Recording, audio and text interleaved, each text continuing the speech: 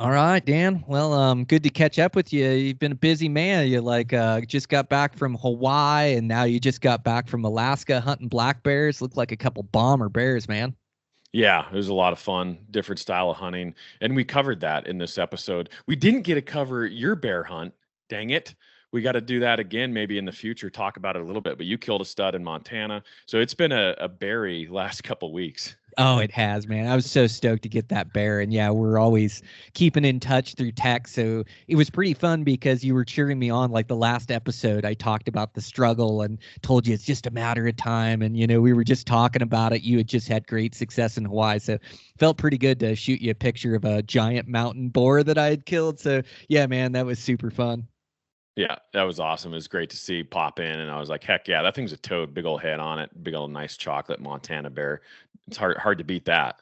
Oh man, I was so stoked. Yeah, it's a lot of hard work and effort, and yeah, special combination of genetics and age. So yeah, just a great bear, man. So pumped. But yeah, then we talk about today. We get into antelope and our plans for that season and that hunt, and then talk early season mule deer. It's a bunch of great information about mule deer today. Yeah, we kind of revealed some of our tips, and we talk about them in the mule deer course too, which is now the Deer Collective, our online learning course. But yeah, some just specific things that are so important for a mule deer hunter to pay attention to, especially in this day and age. It's harder than ever out there to find a good mule deer buck, especially if you're a bow hunter. So yeah, great tactics that came out that we didn't really plan on talking about that were revealed. So that's the beauty of this podcast is there's always some good tidbits, lots of good information that are unplanned that kind of just flow out of us at any given time. So you gotta listen to the whole thing. 100%. And then ended on elk. You have a heck of an elk season built up, man. I'm so stoked for you. And me as well. I have a couple different elk hunts this year. And so always fun to chat about elk and our season coming up and preparation. We get into the bows a bit. So yeah, just another great podcast, man. I really enjoyed it. And yeah, we'll get right into it. Just want to thank a couple sponsors. So we want to thank Team Lodge. I'm so pumped to have these guys on board. They're such great guys and such a great product. And you've used the Team Lodge, the campers, right? And absolutely love them. Yeah. The guys out there in eastern South Dakota, great guys, originally from Wyoming, and they kind of hunt the same styles that we do. They love the backcountry stuff and love the horse hunting, but also hunting the front country too. And that's with a place to stay. It's not your conventional camper trailer or bumper pull trailer. It's a toy hauler. It's a custom trailer, and they have many different sizes available, from little single axle ones to longer dual axle trailers. But they're based off of the old the ice fishing trailers that have a hydraulic, and you actually set your trailer down on the ice, or in this case you set it down on the ground, but they still have plenty of clearance. They're bomb proof. It's like sleeping in a bunker. Like you can't hear any noise outside. I mean, a grizzly bear could be on top of this thing breakdancing, and you wouldn't know it's up there because these things are built so solid. So yeah, Team Lodge trailers. They're a fantastic addition. Not all of our hunts are backcountry. Last year we used it extensively when we were hunting for guys moose.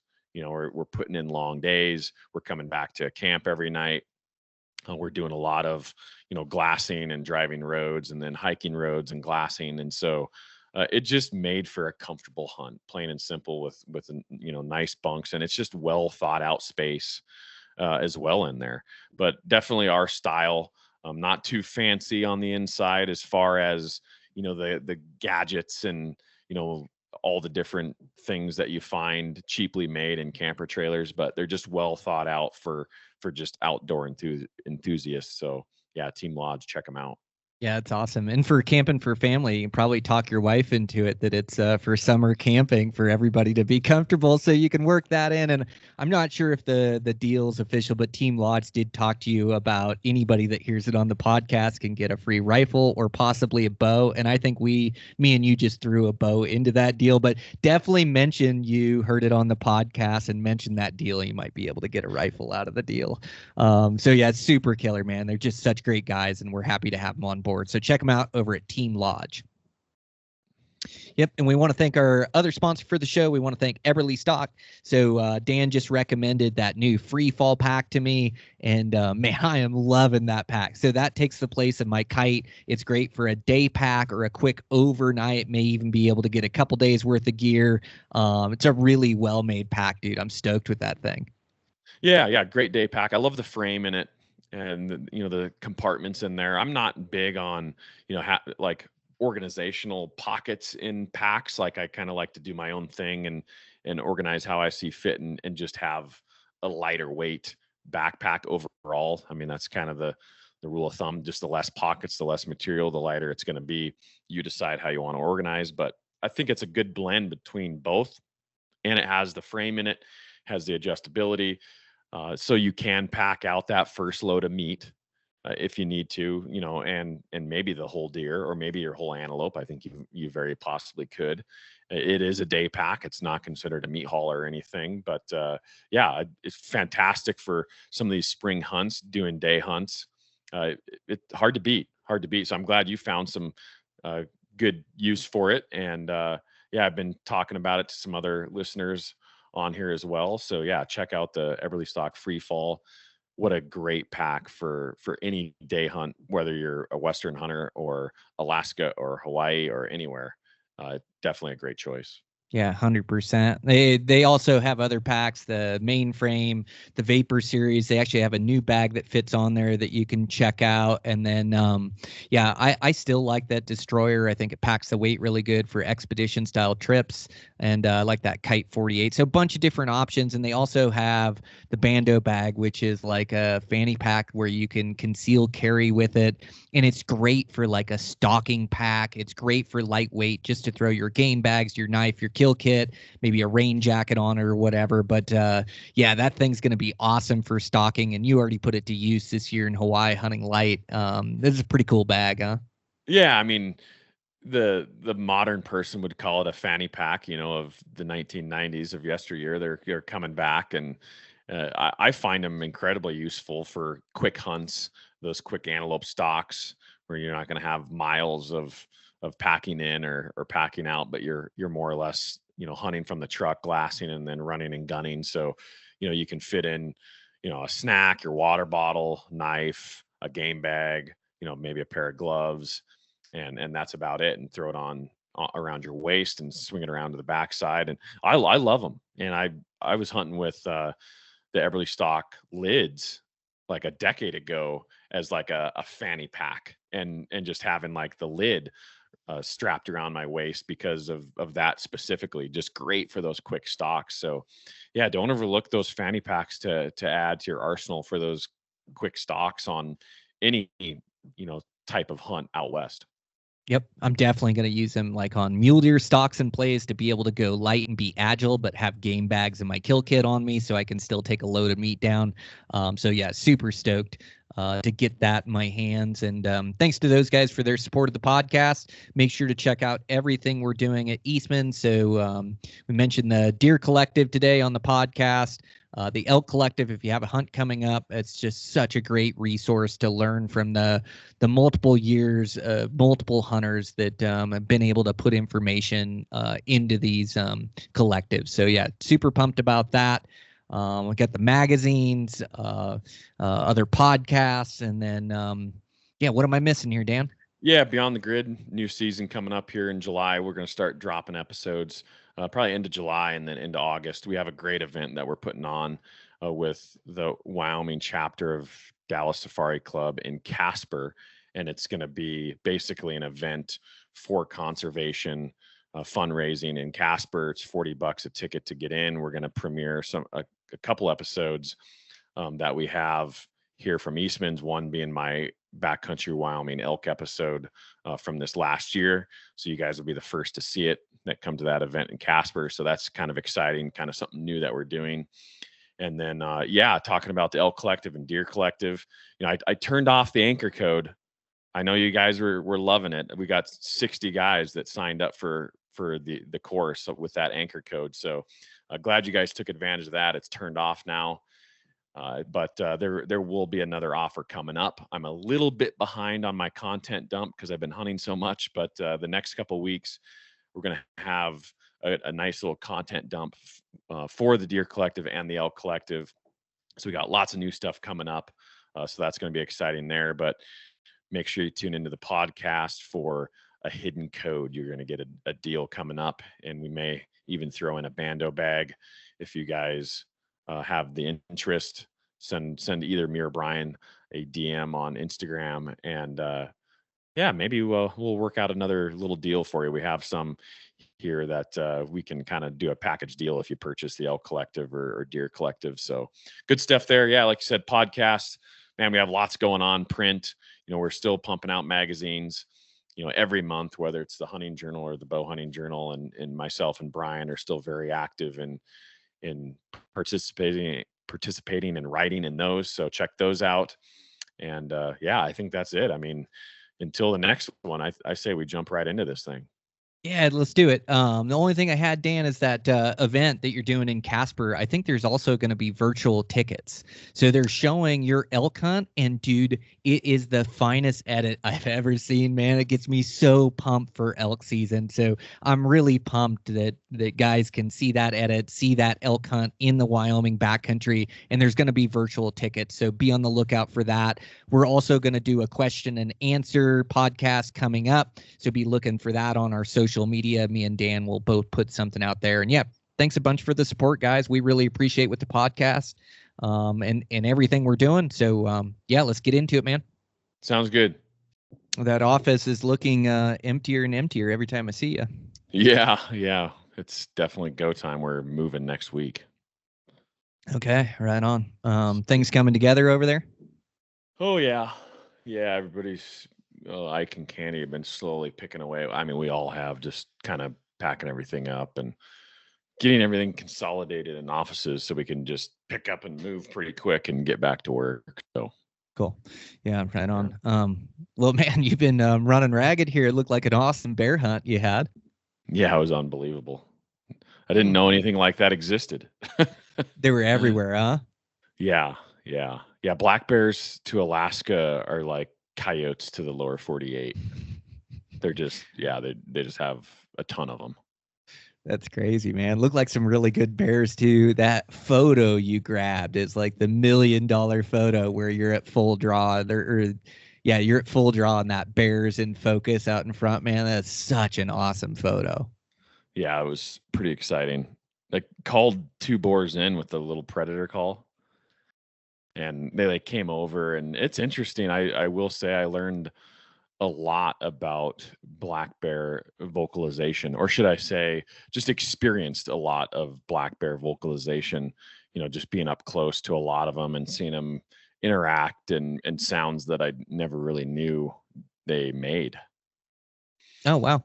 So they're really communicating with each other. Like, I've heard some of them, like the popping of jaws, like I hear that. But yeah, I guess I haven't heard a lot of vocalization. It's weird when you're able to spend time so close to those bears like that, and get to hear that stuff. Yeah. No, it's the popping and the hissing and the warbling or whatever they call it, and the whining, and yeah, is very interesting. Seeing them interact with each other, and then close encounters with them, and you're face to face with them, and every bear, depending on their temperament, is going to act a little bit different. I mean, some of them just wanted to, tree. Some of them would run away. Some of them would hold their ground. And so I think, all of them just kind of act a little bit differently. And then they're making their sounds and their vocalizations accordingly to how aggressive they are. So yeah, it was exciting stuff. How cool you got to call a couple in as well with the predator call. Yeah, that's pretty wild. That's got to be pretty fun for you, especially like I've just heard it's a real thrilling way to do it. I haven't ever messed with it. What call did you use? Like a coyote call that sounds like a fawn, or what type of noises did you make that they really reacted to? Yeah, just a Rocky Mountain hunting calls, like a little rabbit distress call. Very basic, a little blower that I was blowing on, and just kept it simple. And they're curious. Some of them didn't really care too much, and others were very aggressive and very curious coming in. So yeah, just temperament of the bear is just completely different. But yeah, just kept it simple on the calling. Okay. So that predator call, the rabbit ones, like it's pretty excitable too, right? And this is a horrible impression, but just like kind of like that. Yep, Yep. yep, Okay. Yep. exactly. Yeah, excitable, and just that whining, screaming, yeah, whatever you want to call it. But and it's much different than hunting in the lower 48. So up there, most of those guys are using bait.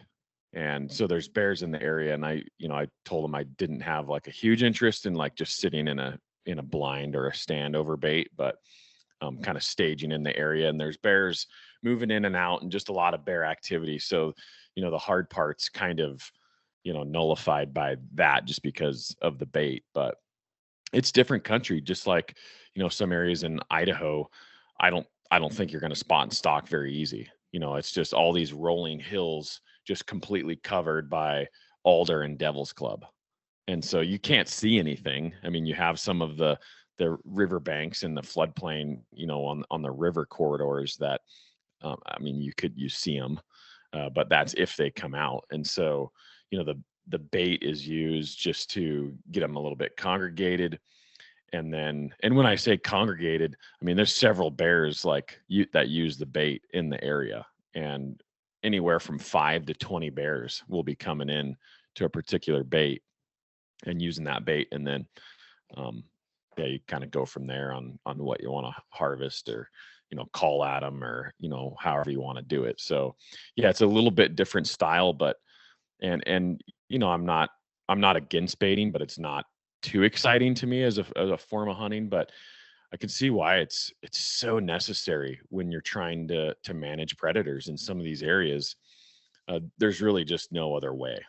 Yeah, So 100%. Yeah, it's like it's a tool to use, and like you say, it doesn't really light a fire for me. Like, and I've just fallen in love with the spot and stalking and the difficulty of hunting the mountains and being able to get. So I've fallen in love with my own way to hunt them, but it doesn't mean I hold prejudice against anybody else that does it. It's a way to see and spend time in range of bears, and like you say, in that thick country, it's about the only way you can do it effectively. And I know guys put a ton of effort into their baiting and bait sites and which way the wind goes. There's also houndsmen that love to hunt the bears with the hounds and control them in some of those areas that are denser, more cover. And so, there's a bunch of ways to go about it. And it is great predator control, and it's saving the moose calves and saving the caribou with like fawns. And so, yeah, it's like necessary to control the predators with the baiting and with the dogs. Like you say, it doesn't really light a fire for me, but I don't hold anything against it and think it's a great way to control them.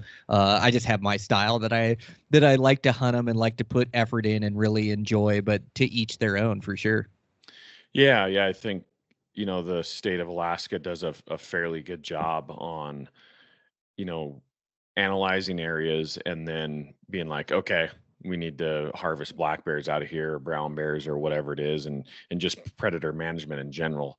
And it is cool to see just, there's it's such a contrast to, the humane society stricken states like California and Colorado that have infiltrated, the game and fish departments. So it's cool to see them being so proactive on management. In some of these areas, you can kill 5 black bears. A person can kill 5 black bears a season, and the reasoning specifically behind it was not only the winters from 2 or 3 years ago.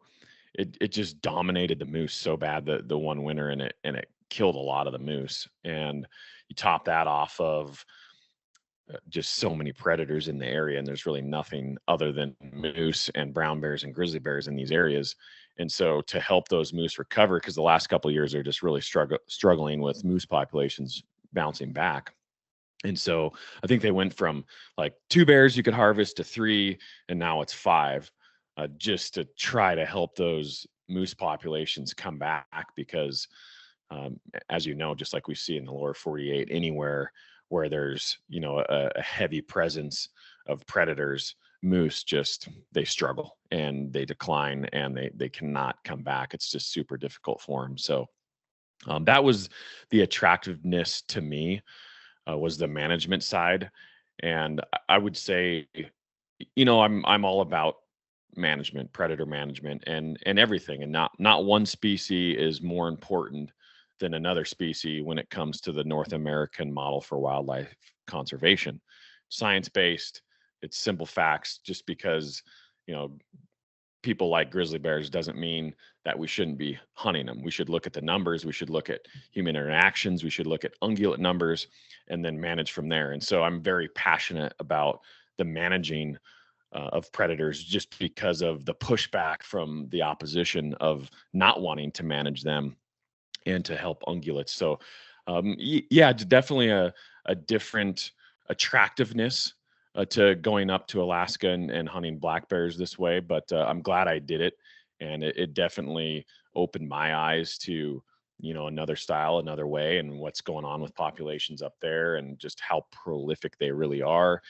And yeah, I'm with you. I mean, I love spot and stalk bear hunting and everything that goes along with it. But it was some of the most fun hunting and the most fun experience and interesting experience that I've ever encountered bow hunting. So yeah, That's super cool, man. Yeah. Yeah, you learn a lot when you travel to these different areas and you talk to the locals and you figure out populations and what's important. It's like you just gain so much perspective on different management practices, different harvest practices. So yeah, man, that's awesome. It sounds like some pretty intense encounters too, like calling them in. So good on you. Yeah, a couple great bears that you harvested there. So yeah, you've had a busy off season. Some could argue that your off season's as busy as your on season, but that's the way we like it when you live, eat, sleep, and breathe bow hunting, for sure. Yeah, that's right. That's right. Lots of hunts this spring between New Zealand, Hawaii, and Alaska. So I'm definitely grateful. I'm tired. And it's crazy up there because I just got back, but you're hunting till 12:30 in the morning because it just doesn't really get dark. And then you're getting up early and doing it all over again. And it's like, we did it for 4 days, and it's like, holy smokes. You better catch a nap when you can, because it's go, go, go. And of course, prime time for those bears to be up and moving is probably, 4 to 5 p.m. till midnight. So it's a long stretch there of activity. And we killed 8 bears in 3 days. And it seemed like, we were never going to be done skinning bears. This is so much work. And so, it's different in that way too, is like, you might skin 1 bear a year hunting in the lower 48, but you're doing 8 in 3 days up there. It's like, holy smokes, talk about another level of skinning bears. Yeah, it's there is a lot of work involved, and it's a labor of love. But even harvesting animals, when you have a busy season, like there's a lot of logistics that need to take place, and it's I've done all my own butchering and processing and grinding, and it takes me a little bit longer. I make sure when I open a pack, there's no hair in it. It's clean. It's ready to cook. And that takes time, like in the fall, like, it's it's like I cherish the organic meat. And I was just talking to my wife last night, like part of the reason why we're so healthy is like, because we get so many nutrients and vitamins from this meat that we have like a full freezer of. And, it's been that way for a lot of years, which we're really fortunate, but it does take a lot of work and take time. And lately I have started to get my elk, like pay for processing on elk, just because they take me so long and they're so big. So I'll do all my own deer, antelope, bear, axis deer. I try to do all that stuff. But when I get an elk down now, like the last couple of years, it's been nice to take it to a quality butcher shop that I trust, and then get some things made that I can kind of give away as like gifts and things for Christmas and things. So get some summer sausage made, which I'm not good at making, or the pepperoni sticks, which I'm not good at making. And even trying some of their jerky, which is just a different recipe than what I use. So it's been pretty nice the last couple of years to, at least when I kill an elk, it's like, All right. I'll do the infield butchering and processing and making sure that I'm keeping the meat good, cold, and on ice usually when I kill them, because it's September, where it's usually, there isn't much hang time for it, or you got to get it put in a cooler with ice. But it has been nice to like pay for that to get done. And then I'm not so burned out on butchering. And so that's like a quality move that I've made the last couple of years. And I'll just go work a couple days to make that money to have it processed, so that I don't lose my sanity butchering, because 12 hours of butchering will get to me on an elk for sure. So that's one thing I've done. But it is like when you're hunting a bunch, which we're fortunate to get to hunt a bunch, but there's a lot of responsibility there to make sure that everything gets taken care of in the right way. And you just can't make any mistakes with your meat care. You can't make any mistakes with the process, and you've got to make it a priority in your life to make sure that you get it done in a timely manner. So it's just like part of that responsibility that comes with bow hunting for sure. Yeah. The good old cost benefit analysis.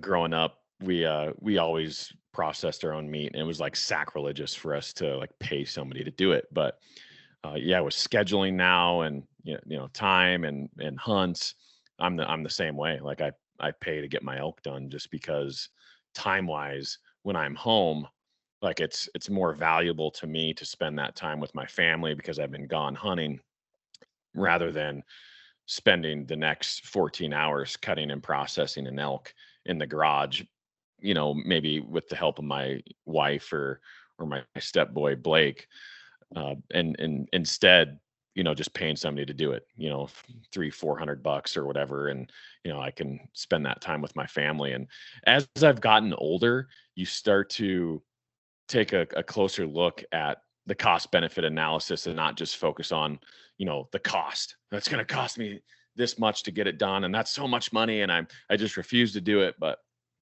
if it's the winter time, or end of the season, or I don't have anything else going on, I thoroughly enjoy it. And uh Josh Fields, he was asking me the other day, he's like, you ever get tired of like gutting and butchering and quartering? And like, honestly, it's my favorite part, one of my favorite parts. Like, I enjoy it. I enjoy the meat care, just for a lot of the same reasons that you're describing too. We're doing it ourselves. I take a lot of pride in it, providing for our family the best nutritional meat that you can attain in the world. And so there's no better feeling. But they were laughing about it, because he told Ike and Brando that too, that something's wrong with me because I just never get tired of quartering and butchering and cutting meat. But I do enjoy it. But still, you got to factor in, time is just an exchange for money, and vice versa. That's all life is. And you got to just factor in what's worth it to you, and what's not. But as you get older, you definitely see the additional value that your time is. And so, yeah, that's probably one thing that I've really kind of evolved over the years. And the other thing are these cheap plane tickets. I used to fly to Hawaii for like 450 bucks, but the plane tickets were terrible, like layovers and hopping all over the West Coast before I actually flew to Hawaii. But now I'm like, okay, I'm shopping for the most efficient flights, the quickest, point A to point B. We got a toddler we're flying with. And so, like, I always like saving a buck or two, but when it comes to plane tickets and efficient flights, not anymore. I'm not a broke college kid anymore. Same, man. I used to shop for the cheapest flights, and they were just miserable. And yeah, anymore. And like, what are you really saving? 100, 200 bucks from getting a flight that's actually convenient to go over there? But yeah, I'm the same way. I look for a better flight nowadays. But yeah, I'm wired the same as you. I love that processing and butchering and field care. And lately, I used to just like hustle and get it done. It's like, oh, get my photos. Oh, I got to get working. I got to get out. And anymore, I've really started to soak it up and almost take more time with the process of just enjoying it and soaking it in. And if I'm butchering or processing, it means that I've had success and accomplished my goal. And so those are like some of my funnest days in the field, and not so much because of the harvest or the success, but just like soaking it in. And then like, I really feel it's like I am doing the coolest shit. Like, if there is any like like badass moments or like just moments, where and it's not like ego filled, but I just really feel it's like, dude, I am in these giant mountains. I'm packing out a mule deer I killed with my bow. I'm living this adventurous life. Like it kind of all soaks in when I'm doing that. And I have this heavy load on my back and sweat pouring down me. And it's like, dude, I am doing the coolest stuff that a guy could do. Like I couldn't dream up a better life in my teens or in my 20s of like looking and idolizing some of these guys that got to do this. And now here I am, like, in this wild place, like being able to take part in this harvest and taking it home and caring for it for the family. So I'm the same, man. It's like I really enjoy it. And lately I've just started to not hustle through the process so much. Of just really soaking it in with a smile on my face has been like really fun for me. Yeah, the pack outs, right? It's they can be painful and it's hard work or whatever people say about them, and a lot of people don't like the pack out portion, but I sit there and I smile when I'm doing it because it's uncomfortable and maybe my feet hurt or my hips hurt, and I just think about I'll be sitting at my office chair or whatever in January, not thinking about that part. And I just, it's pain that's temporary and pain that's caused by, a victory, right? You just harvested an animal. And so it's a good pain. And as we've talked before, if you like hunting the mountains, hunting the backcountry with a bow, you like suffering a little bit. You like being uncomfortable. You like having your butt kicked. And so it just goes hand in hand with what we do. And yeah, that crap makes me smile. Same way. Just I appreciate those pack outs. I love it. I love it. And it never gets old. Bring it on. I give me another one. I like the pain and suffering. I come home victorious from an epic adventure. It doesn't get any better. I mean, what was that, type 2 fun, or what do we call that? I don't know. I love it. Yeah, it's definitely type 2 fun. Yeah. You almost like change the wiring in your brain where you do enjoy suffering, you enjoy hurting you. And I enjoy like leaving it all on the mountain too. I enjoy like blowing myself up trying to get a deer out or whatever, an elk out or whatever the case is. So yeah, it's definitely that type 2 fun we're wired for. So yeah, it's good stuff and hopefully many more to come. But yeah, I saw the other day you I think you drew second choice antelope. I just found out yesterday I drew my antelope tag. So I do have a trip to Hawaii coming up. I'm super stoked about for Mouflon and Axis. That's going to come up here in a couple weeks. So that'll kind of be the start to my season. And like you say, like our season doesn't really have a start or an end or an off season anymore. But man, antelope are sure going to be fun. Love chasing those things around with the bow, right? Yeah. Kind of crazy to start thinking about fall and start transitioning into, okay, it's time to build some more arrows and get some more broadheads rounded up and thinking about fall and scheduling. And yeah, schedule's kind of taking shape now and results came out. I guess we're waiting for Idaho still, but yeah, I didn't draw anything too great here in Wyoming. And yeah, second choice antelope. I don't know if I'll hunt that early or late or even get to it just because elk schedule is so busy. But yeah, what are we, 2 months out? Geez, that's probably even less than that, actually, if you're starting August 15th, 2 months about. So yep. Yeah, holy smokes, it's going to be here before we know it. Yeah, I think I'm going to put a lot of focus into antelope. I have like a bunch of great antelope. Like 70 is usually my lower end mark. And if they're 70, I'll make a play. And I got a couple that are around mid 70s, I think 70 to 76. But I would love to kill an 80. And so I think this year, so far I don't have an August mule deer tag. We'll see how the end of kind of like applications go. And if I can find one or squeeze one in or pick one up, that'd be great too. But for now, I think I'm going to take a week and really focus on antelope and try to make a mission out of it to try to kill an 80, like really travel and camp out and really look for a big one that I can try to run an arrow through and see if I can accomplish that goal. I've always wanted a big one. I've hunted a bunch of antelope, harvested a bunch. I love the meat, love to be successful on the hunt, but I would like to try to kill an 80 incher. I think it'd be a good goal and good way to start the season. So I'm pretty stoked, man. I love like hunting antelope, like all these species are special to me, and antelope hold a special place to in my heart as well, as they're so exciting and thrilling to hunt. You get so many chances to make plays, and there's just something about that prairie and the broken country, and then the jet black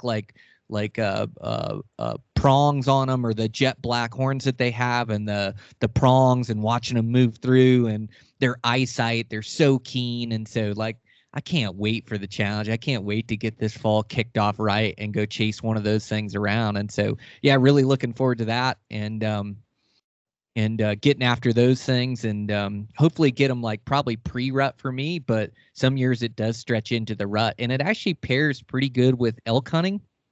A lot of the spots that I elk hunt, I can be to antelope by middle of the day. And sometimes I run myself ragged trying to do it, but elk are so morning and night that sometimes I can hunt antelope middle of the day. And so it actually pairs pretty nicely with elk hunting. And usually by the time elk season gets here, nobody's really hunting antelope anymore. So I'll have it all to myself, and they're rutting so hard. So yeah, it'll be fun. I'm looking forward to that.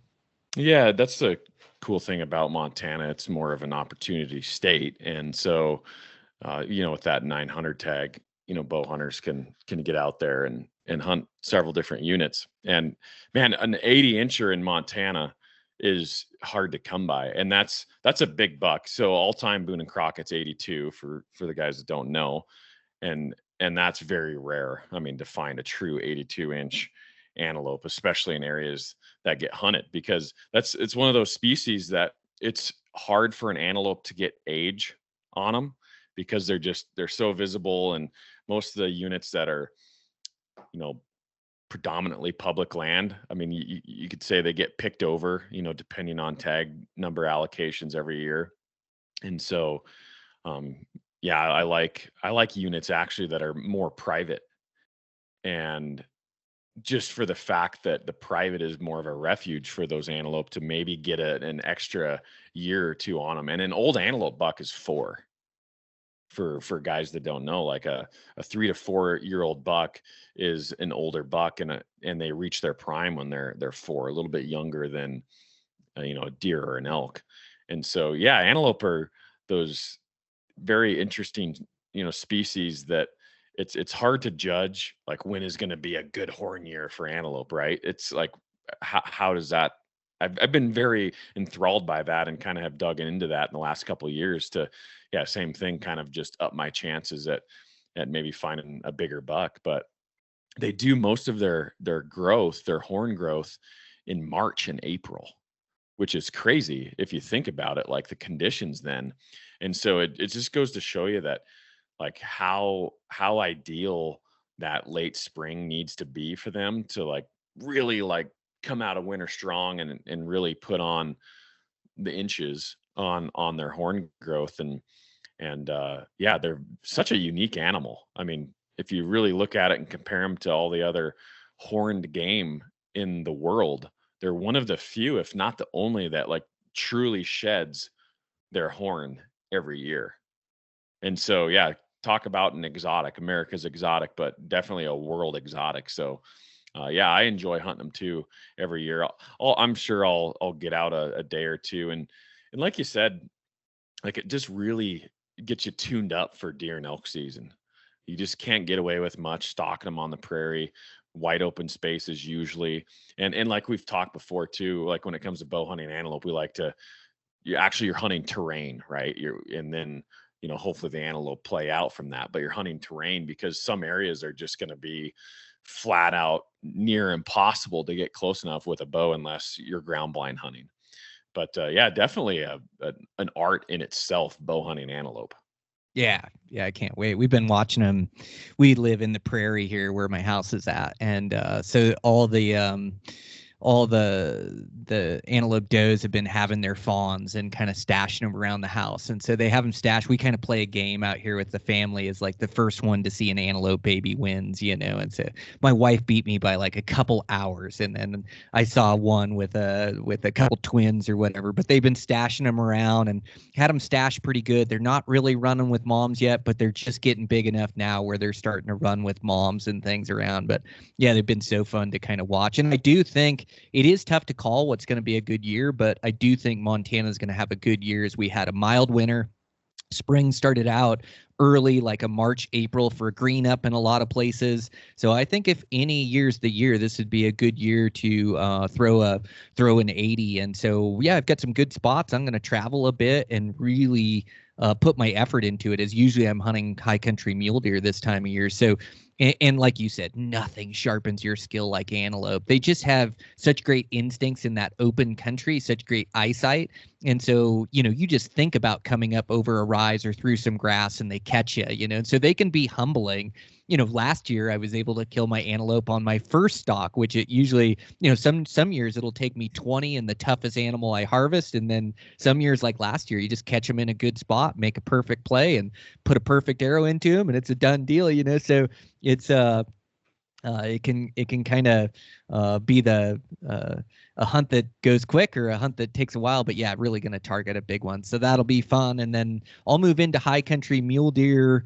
It seems like, are you going to get any days for high country mule deer this year, or are you going right into elk? Yeah, I'll be going right into elk. I kind of took a hiatus from hunting mule deer in Wyoming. I mean, there's some hunting in Western Wyoming that, I enjoy doing. And I don't know, I might travel through that country when I'm hunting elk and and see what's around for deer. But yeah, our general hunting in Wyoming is pretty tough. Actually, as 2 winters ago was a killer for us, literally. For our Western Wyoming deer herd, we lost 80% of them. So yeah, I don't have anything going on in state there and didn't draw anything out of state. So yeah, probably not much mule deer hunting for me this year, unless I have a Montana tag and build a plan for November, just later in the season for up in Montana with my general deer tag. But I know out east is struggling too, for mule deer. So it's like, man, opportunities kind of dwindling a little bit, especially for tags that are a little bit easier to acquire. I've just seen so much decline the last couple of years. So yeah, I don't know. That's a tough one. I mean, you're seeing the same thing. I know you have a Colorado tag, but yeah, what are you seeing in Montana?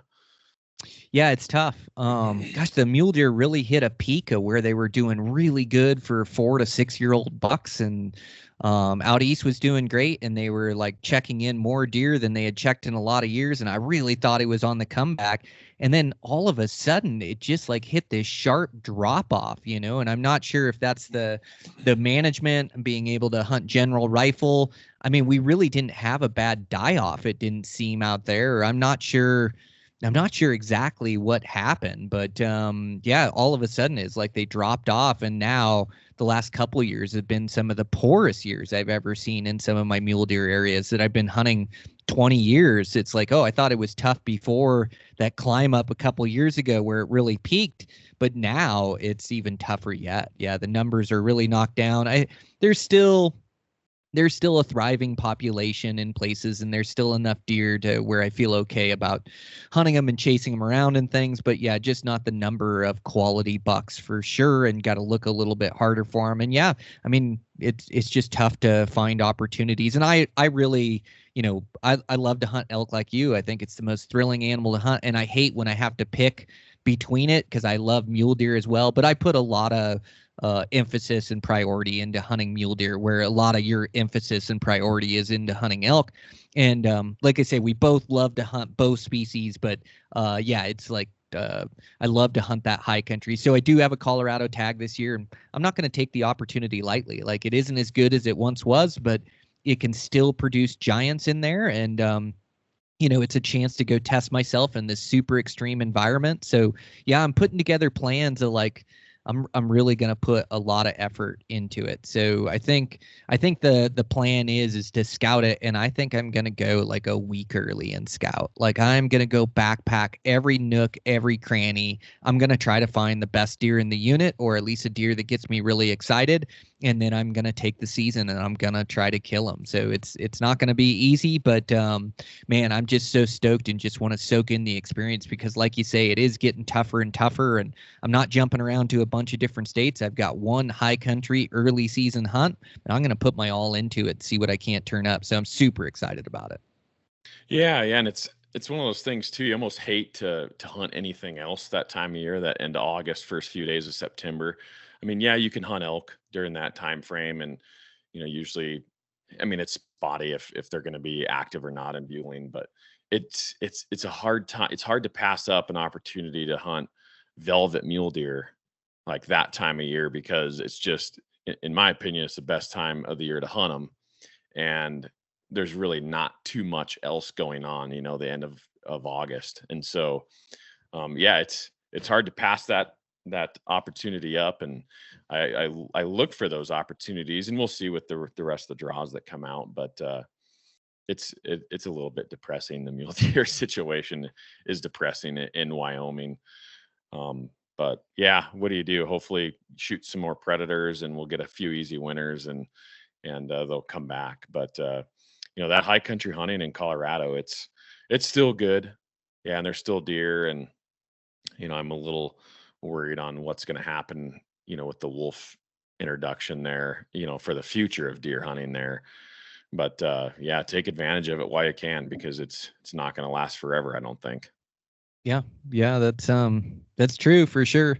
Yeah, I'd love to see that Wyoming population bounce back. And I wanted to get in there this summer and just go look for myself in a lot of the areas I'm familiar with. And but it's tough to scout an area that I don't plan on hunting this year. It's tough to scout years in advance, but I do want to get down there and get an eye on place, because it's some of the most beautiful mule deer habitat on planet Earth, and so yeah, it's tough. I hate to love something that's going downhill, but I'm hoping that we can adapt in these states and hopefully get them to bounce back. And some of the management, like you say, is ridiculous, like in Colorado, and some of the seasons they've pushed back and implemented to harvest more bucks. And then I also heard that Utah is changing around their management as well. And I hope, those biologists are smarter than I am and they have a good plan, but they actually upped a bunch of the buck tag numbers in Utah. And so they want to take more bucks off the landscape to make more room for does and fawns. And so, yeah, I mean, I just hope there's some smart people that know what they're doing. But yeah, definitely a little disappointed in Colorado and their management and reintroduction. And it's nothing with the Colorado Fish and Wildlife other than it was their choice to push back season dates, which is more harvest for more larger bucks. And they did a lot of that due to CWD. And so, yeah, there's a lot of concerns around mule deer, around encroaching on the habitat, around management. Montana's putting in the Mule Deer Council in place, which I'm hoping that's going to help to get our numbers to bounce back a little bit. But they're going to have to start making some changes in the way they manage them if we're going to see them in the future. In Wyoming, like you say, it's just a bad case, like a bad winter. The populations were doing really good there and really strong, but that bad winter sure wiped a bunch of them out, and it's going to take a while to rebuild there. And so, yeah, it is tough across the West right now to love hunting mule deer for sure. But there are still some opportunities. There's some pockets of deer populations, and there's some places that are doing well. And I'm just hoping for the future that we can kind of adapt, and they'll keep making changes. And I'm hoping Utah's making the right decision for making more room for the does and fawns on the landscape and taking more bucks or more harvest. I really thought Utah was hunting really good, in a lot of their general units. So, I hope they're making the right move. Yeah. yeah, no, for sure. And Colorado, correct me if I'm wrong, they cut kind of the front end of their archery season off a few years ago. So you can't hunt bucks until September now, right? It's like the 2nd. Mm-hmm. Yep, that's correct. Yep. Used to be the last weekend in August it used to open. So yeah, they cut that off. But it's I don't know that that making that cut for bow hunters is going to save the harvest, while pushing rifle hunts the third season and the fourth season back later is getting more harvests, and they're more effective with rifles. But yeah, they have made some changes there, and hopefully they continue to adapt and continue to manage their herds through through biology and biologists, and really managing the populations and predators, and definitely introducing wolves isn't going to help the scenario at all. Yeah, no, that's definitely a killer. And that's interesting too, because yeah, taking off 5 days from the beginning of the bow season, in my opinion, changes nothing. It's not going to, bow hunting, number one, doesn't affect, the actual management as a whole when it comes to a population. And so, yeah, that's kind of a head scratcher to me. Yeah, and they added one of my favorite units to hunt. They added an early season rifle hunt now that's going to open September 10th in there, and it just kills me. It's like we don't get many days to bow hunt. They already have early season muzzleloader tags that open September 10th. And so, yeah, our bow season, they cut us down by a few days. So we have like 9 days to hunt now, or 8 days to hunt during our archery. And it stays open a little bit later, but then you're contending with muzzleloader hunters. And now in this unit, and in a few different units, they opened an early season rifle hunt, which, it's going to take a while for these bucks to adapt to that. And there's going to be a lot more harvest there, and it's going to harvest a lot of the bigger age class deer. So yeah, I was kind of disappointed to see that. Like, I love opportunity for hunters, but it's just going to make less for the future, and definitely less archery opportunities. So yeah, man, it's tough. But I do have some tags in my pockets and some hunts coming up, and hoping they can just keep adapting to their management plans and keep mule deer on the landscape for sure. Yeah. So when it comes to tactics, now that we're on kind of mule deer, it's getting the wheels turning in my head. But it seems like you have some magical days before these bucks start shedding their velvet. When they're on the slopes late in the morning, they maybe they come out earlier in the evening as well. They're a little bit more relaxed. Are you seeing the same thing? Are you kind of hunting around the rub? I mean, for lack of better terms, with the certain times. I mean, when do bucks start really shedding? I've probably seen it as soon as September 5th to as late as mid-September. What's your mentality on that? Yeah. Yeah, it is. They have that Alpine attitude, that early season, and they're definitely susceptible, but it's taking place early, and even pressure can start them moving to that secondary living before they shed their velvet. And then, yeah, it usually seems to me like that the migration to secondary living starts happening around September 5th to the 10th, and they're starting to move down. By September 10th, it almost seems like all of them are down to secondary living, and they're still huntable in secondary living. They're still living in extreme country. They just timber up more. They use more cover. They tighten up their programs. They all have their gray coats on, so they don't have red coats on anymore. So they're tougher to glass. But then those gray coats are their winter coats, and so they start to be warm in the sunshine. So they just like start to show themselves less and less. It's just like that.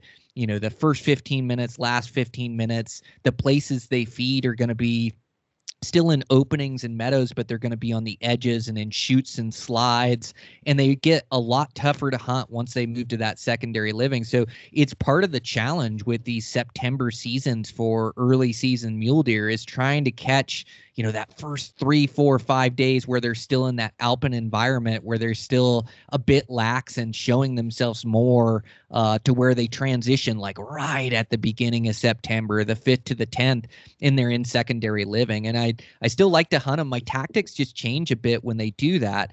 It seems like I'm not able to bet them in a spot anymore as much. Like, I still can bet them, but for the most part, they're going to disappear into the thick cover. So my tactics change from like trying to bet him and make a play on him where he's bedded at and his exact location. And it changes to almost like watching him go into the timber, and then trying to place where they're going to come out and feed in the evening, and then trying to put myself in striking distance or in a shooting position come evening. So it turns into like a bit of an elk hunt, or it turns into like a bit more of trying to play ambush on them where they're going to come out and feed that night.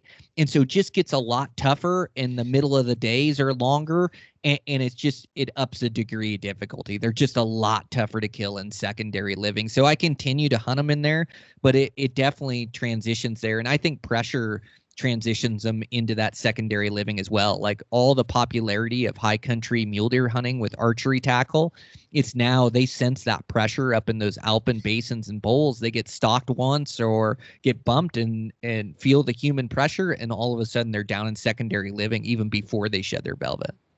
Yeah, no, that makes perfect sense. And I think your tactic too with, getting out there and scouting before season early, I think that's so important. And I used to do the same thing here in Wyoming, because, Wyoming, September 1st, that's the opener for deer and elk. It always has been since I can remember, just the month of September. But it's like, man, you only have a few days. So you actually do some very important hunting. Like the hunt is actually scouting in August or a few days ahead of time, because in reality, your window is so small that you have when the season's open before they move to secondary living, or they shed their velvet. And I've done that a couple times. Find a buck before season and then get them killed on opening day or day two, before somebody else bumps them, before they shed their velvet. So it's definitely a crunch time type scenario when it comes to bow hunting a lot of these season dates in the West. Yeah, and I think it helps too, just to know where those numbers are living. You can almost predict where they're going to be in secondary living. So I remember one year I drew Colorado and a Wyoming in the same year, which was like a challenge, right? Because I had 2 states to hunt. I had 15 days to hunt. And so I hunted Colorado first, and this is back when they had the August opener. And so hunted Colorado, and then I'd scouted Wyoming really hard. And at that time, I mean, the mule deer were doing great. Like I probably had scouted over 100 bucks or more in different places. And where I hunt in Wyoming is only 3 hours away from my place. So I had made like 2 or 3 different scouting trips in different areas. I had some big bucks dialed in. And so I got down to Wyoming, I want to say like September 4th, could have even been the 3rd. It was right in there at the beginning of the season. And I got in there in this place where it was just full of bucks that I had scouted. All of a sudden, I could hardly turn up a buck. Like I turned up a couple in the Alpine living, but just none of the big ones. It was like, oh, there's a 4-point pass on them, 140, 150 inch deer, whatever. And I was like, they were all gone. It was like all these big bucks I had seen, all this scouting I had done, and now I can't find a deer in this location. But I had scouted them. I knew those deer existed. They had to be somewhere. And so, I traveled the high country for a couple days, like the ridge lines, looking in the Alpine basins where I thought they should be, where I'd scouted them. I couldn't find them. And it was amazing, man. I just dropped 1,000 feet down like a micro ridge line that came out to a vantage point. And all of a sudden, all these bucks I had scouted were all down in there in that gnarly country. They were just in chutes and slides. They were more timbered up. They were tougher to hunt. But I was finding all the bucks that I had scouted and some of the larger ones I had scouted. And I ended up harvesting a great hardhorn buck that year towards the end of the hunt, down in that secondary living, and just this bomber buck with a couple stickers and super heavy. And and it was just due to my scouting and knowing those bucks were in the area and not giving up and just dropping 1,000 feet in elevation. And all of a sudden there were all those bucks that I had scouted. So I think that information can come into play, knowing where those bucks are to hunt them when they're in those alpine basins, and also knowing that they're not going to move far to that secondary living, that they're just going to drop a bit in elevation and they'll be in bucky features just a little bit lower. So I think even for the rifle guys that have a September 15th opener, if you get in and do your scouting, you're going to know where those bucks are come season, or at least where to look for them. Yeah. And that's a unique thing, with these rifle tags in September. I mean, it's a tough time to hunt them. End of September, 1st of October, and the states do that for a reason. These rifle hunts on those dates, because that's what you're hunting, is that secondary living, and it's tough. And so, yeah, you got to be on on your game. And yeah, you can get lucky, in Wyoming, those rifle deer seasons open September 15th. For the most part, in Western Wyoming. And yeah, you can get lucky and catch a buck that maybe didn't get bow hunted and is still kind of in that, summer mode, summer living and out in the open, and bucks get harvested like that every year. But yeah, a lot of them are just exactly what you've described. And it's amazing too. Hunter pressure plays such a huge role on any hunt, right? I mean, you just can't predict it. You can't predict where guys are going to be. You can't predict how many hunters there's going to be out there. But it can definitely make or break your hunt. Is when it comes to, how many times has that deer been bumped, because they're smart, and those older bucks, they don't get to be that old by being stupid or by going back out on those open slopes after they've been spooked. It's pretty rare. I mean, you get one shot at them. Has that been your experience too, bow hunting, especially those older deer? Like, if you blow it on them, I mean, how often are you finding them again during your bow hunt and getting back on them? Yeah, not very often. It's like you get Yeah. one chance at them, and man, they just disappear. Even if you know where to look in secondary living, man, they just tighten up their programs. And every once in a while, I'll return up a buck, but I would say maybe 20% of the time I turn up a buck that I've spooked. Most of the time after I spook a deer, that was my one and only chance, and he's gone. I have seen him return back to their primary living like before, and like I say, 20% of the time I can return up that buck, but your best chance is your first opportunity on that buck. So it's like you really want to play that stock correct and be patient too. It's like I love making plays and giving myself a chance, but there's a time to be patient and to wait and just know it's not a high percentage scenario, and just wait to make your first move on that buck. Because if he's not bumped, they usually just hang in the same area, and you can return him up and get a chance at him. And it's tough with hunter pressure. Maybe somebody else finds him, so you want to get your opportunity. But gosh, I just, those bigger, older age class deer, they just have a way of just disappearing. I don't know where they vanish to or what cave they go into, but man, it's one chance at those bucks. And then even spending multiple days looking in secondary living, glassing everything, they are so tough to return up. But, yeah, so you just really got to make it count when you get a chance at them. But, lately too, I've been hunting more October season, so I'll start focusing on elk in September and early October, and I actually get back to hunting mule deer in October. And they are difficult in September and October, but I think looking back over the years, I've had a lot of success in October prior to the rut, just because they're bucks being bucks, so they're tough to find. They have tightened up programs, but when you find them, they're like, you can kind of pattern them a little bit better. They're focused on the food source and like feeding in a park, and then they'll hide, and then they'll come back out in that park. And so for a bow hunter, it's not so chaotic as the rut. And once I love hunting the rut, and I've harvested some great bucks during the rut, it's not the best time to kill a deer. Like, they show themselves more, but they're constantly moving. They're tough to catch up to. A lot of times they're with does, so you have multiple eyes, and then you have the snow come in, which is the worst nightmare for like a bow hunter. Hunting the snow sucks, especially when you got to get close. Like, it's crunchy, it makes noise. And so I've actually had good success hunting them in October and just traveling country. It's dry dirt, and yeah, the bucks are tougher to find. But when I find one, it seems like he's patternable and really focused on the food source, and I have a pretty good chance to go and kill that buck. So as I look back at harvest, I've actually done pretty good prior to the rut in that tough to hunt season. So don't overlook like a September and October season to get after these bucks. Well, I think you make a great point there. Just hunting them in I was going to say a controlled environment, but more of it is a controlled environment where they're not just chasing and searching for does, because, on those hunts, like you're saying, you better take advantage of it. If you see them, you better go try to get it done, because you might not see them the next day or the next week. They could be 10 miles away, lickety split overnight. But that is a pot. If you understand, the secondary living and hunting the timber and the mentality that they have in that October timeframe, you have that controlled environment that you're talking about, which definitely helps the bow hunter. And I've done that too, hunting October and hardhorn and located good bucks. It's tough hunting, and it's low odds as it is, just because there's so much cover and you're spot and stalking an animal that doesn't make any noise. There's no calling going on. You're just playing the terrain and hoping for a little bit of luck, and then a good wind.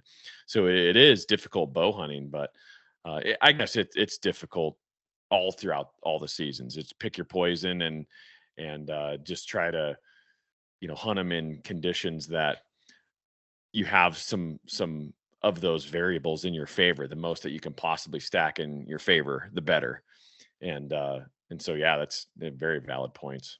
Yeah, 100%. Yeah, yeah, it just it's better hunting or better opportunity at some of these bucks for sure. And so yeah, I'll definitely be focused in on a hunt or two in that October time frame if I can get a bull down. But yeah, then the bulls are going to be fun, man. What do you got? A couple different elk tags and then getting after them. And we did those couple podcasts on elk that were so good, man. There was the one on the Eastmans elevated and then the one here. But yeah, I bet you're getting pumped for elk. You got some scouting plans for elk where you're going to get to like one of those units you haven't been to and check it out? Or what's your plan for elk, your days you're going to allot, and how pumped are you at this point in the game?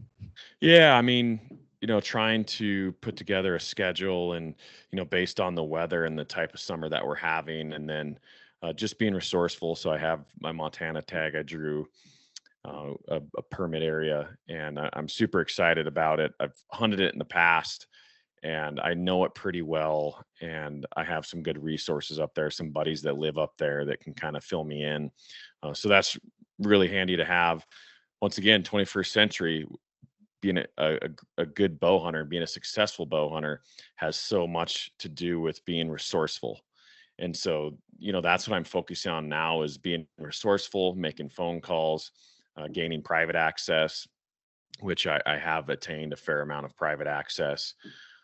And, some of it is just knowing the right people and being personable and gaining access for no fee. And that's, I'm super grateful for it. And it's rare these days.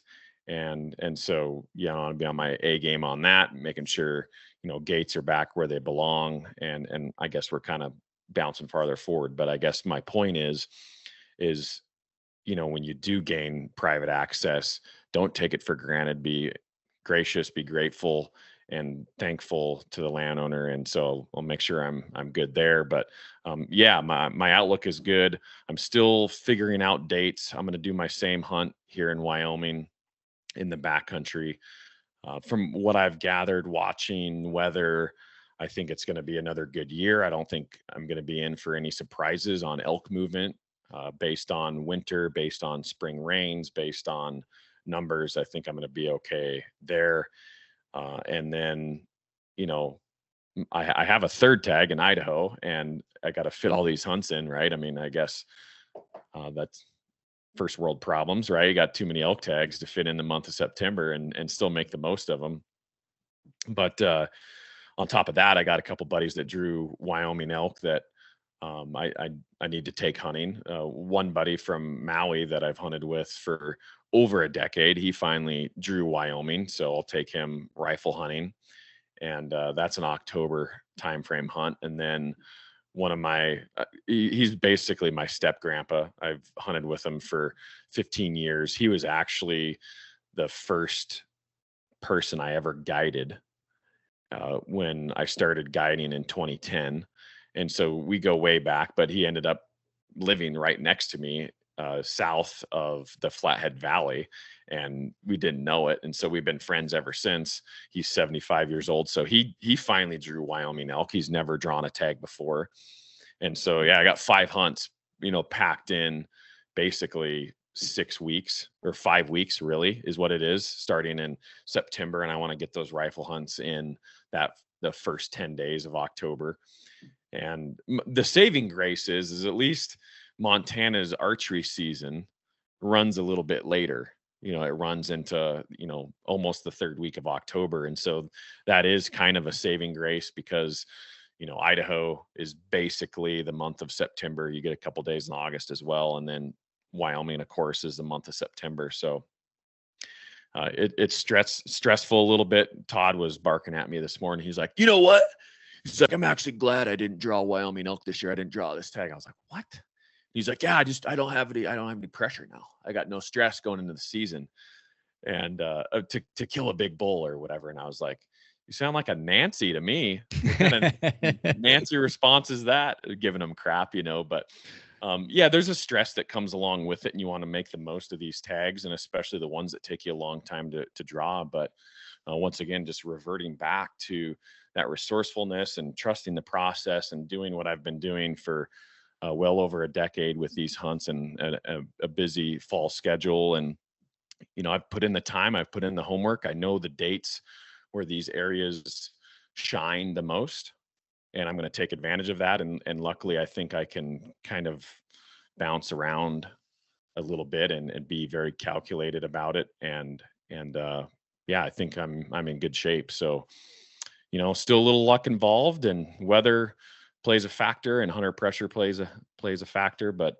I know I'm going to be ready mentally, and my equipment's going to be ready, and that's all you can do, and just go out there and put the days in. Yeah.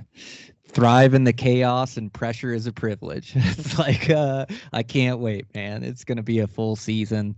And yeah, I just couldn't be more stoked. So yeah, definitely working hard to get myself ready and to make sure all my gear is ready and I have the time to go get after it. And so, yeah, I couldn't be more stoked. So yeah, I took that Matthews again the other day. It's like even the best strings tend to stretch a little bit. Just check my specs. It was about an eighth out. So therefore a sight tape starting to drop off a little bit towards the tail end. And so, yeah, just reset it up again the other day to get ready for all these hunts, and shot it, and they do hold a tune really well, and I could hunt through the season with it being that way and it'd be fine. But it's just like I'm just trying to pay attention to all the details. New string loop as that was getting worn a little bit, put my new string silencers on as they're different than the original ones that came on. I use, God, what are they? I'll mention it, or I'll figure out what it is, and we'll put it in the intro. But they go on top of the string, not in between the string. So that way, if they pop off, the bow still shoots exactly the same. But they do weigh just a little bit more than the standard one. So just want to make sure that everything is absolutely dialed. And that bow is shooting so good. I was able to shoot that art competition for 6 Sauer. Had a bunch of fun doing that, and a lot of that.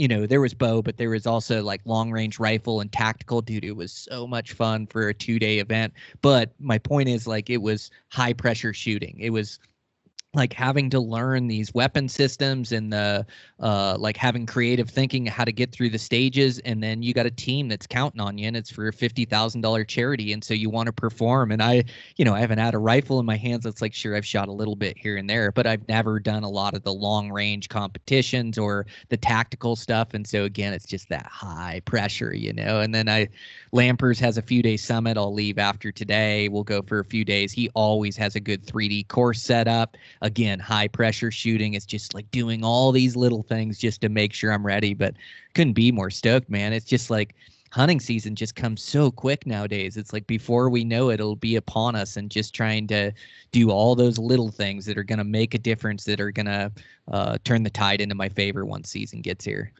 Yeah, it's so important, to definitely revisit your bow tune. And for me, like, I'm getting a new batch of arrows coming in.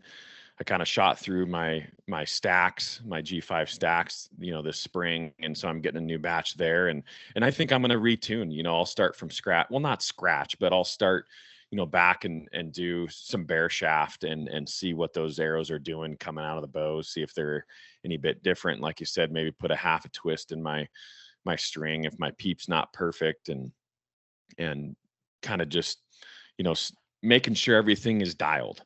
And things happen, right? Different environments, different humidities. I mean, bows react different. Your shot is going to be different, hunting in the jungle and, really high humidity compared to really dry climates. And so, like, things function differently when it comes to performing. And so that can affect your tune. That can affect how your arrow rest drops. I found that out the hard way in years past. But I think that's very important. Not overthinking it and not overdoing it or obsessing about it, but just going back through the steps. I think that's so important, and retuning and just making sure everything's good, and then flowing right on into hunting season and just having that confidence, because that's huge. That confidence going in, like you're saying, doing your art course there in shooting long range and being under pressure. I mean, that's the type of situations that I want to see myself in, that I want to put myself in. How do I react under pressure? Because that's where I'm going to find myself when it comes to the moment of truth on, maybe a bull of my lifetime. And so, you don't want to fail, right? I mean, that's the ultimate goal, is not fail when you find yourself in those situations. And that's, that's why we do it. Those exciting times, the prep, the payoff, sometimes the failure drives you even harder, but that's the lifestyle that we love to do.